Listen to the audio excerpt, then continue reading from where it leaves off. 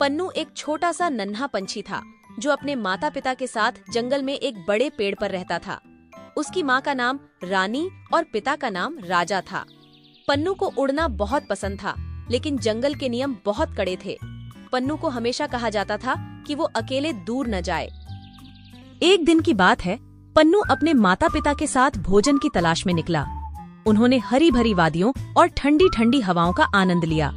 अचानक पन्नू ने देखा कि एक चमकती हुई चीज पेड़ की शाखा पर लटक रही थी। माँ, वो क्या है? पन्नू ने उत्सुकता से पूछा। पन्नू, वो जादुई मोती है, लेकिन इसे छूना मना है। रानी ने गंभीरता से कहा। क्यों माँ? वो तो बहुत सुंदर दिख रहा है। पन्नू ने पूछा। उस मोती में रहस्यमय शक्तियाँ हैं। अगर किसी ने इसे बिना अनुमति छू लिया तो उसे गंभीर परिणाम भुगतने पड़ सकते हैं।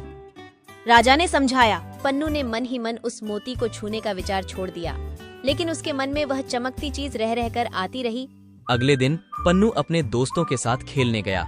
खेलते खेलते उसका ध्यान फिर से उस मोती की ओर गया। क्यों न हम उस मोती को पास से देखें? पन्नू ने अपने दोस्तों से कहा।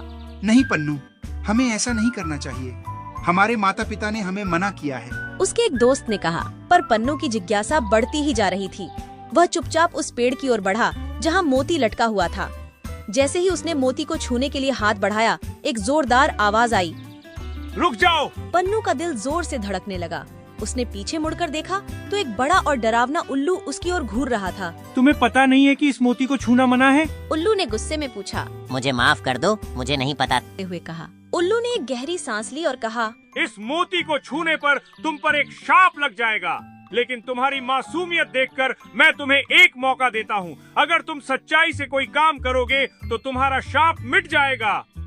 पन्नू को उल्लू की बातों पर यकीन नहीं हो रहा था, लेकिन उसने मन ही मन सोचा कि अब कोई गलती नहीं करनी है।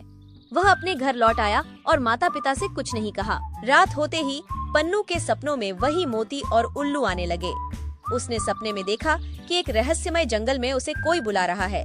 सुबह होते ही पन्नू ने तय किया कि वह उस सपने की सच्चाई का पता लगाएगा। माँ, पिताजी, मैं जंगल में कुछ समय के लिए जा रहा हूँ। पन्नू ने कहा। ठीक है बेटा, लेकिन ध्यान रखना। राजा ने कहा। पन्नू जंगल की गहराई में चला गया। रास्ते में उसे कई अजीबोगरीब जीव मिले, लेकिन वह हार नहीं मानी। अचानक उसे एक गुफा दिखी। गुफा के अंदर जाते ही पन्नू ने देखा कि वहाँ एक बूढ़ा और दयालु दिखने वाला पक्षी बैठा था। तुम यहाँ क्यों आए हो छोटे पंछी? बूढ़े पक्षी ने पूछा।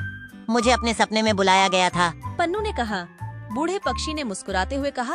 तुम्हें उस मोती के बारे में जानने की जिज्ञासा है ना? पन्नू ने सिर हिलाया। बूढ़े पक्षी ने कहा। वह मोती दरअसल एक परीक्षण है।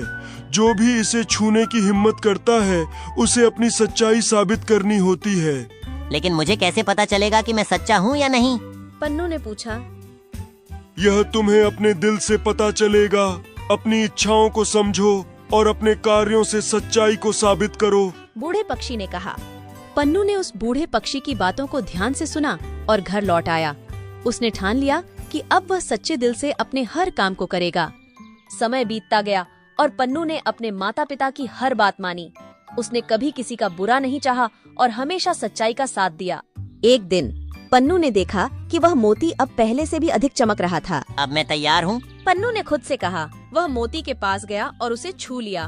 तभी एक जादुई रोशनी चारों ओर फैल गई और पन्नू को एक अनोखी शक्ति का अनुभव हुआ। उल्लू फिर से प्रकट हुआ और मुस्कुराते हुए बोला। पन्नू, तुमने अपने सच्चाई और हिम्मत से इस परीक्षण को पास कर लिया है। अब यह मोती तुम्हारे सच्चाई की शक्ति का प्रतीक है। पन्नू ने उल्लू का धन्यवाद किया और मोती को अपने गले में पहन लिया। अब वह न केवल एक नन्हा पंछी था, बल्कि सच्चाई और हिम्मत का प्रतीक भी बन गया था। उसके माता पिता और दोस्त भी उसकी हिम्मत और सच्चाई की तारीफ करने लगे। पन्नू की कहानी जंगल में एक मिसाल बन गई। सबने सीखा कि सच्चाई और हिम्मत से किसी भी मुश्किल को पार किया जा सकता है।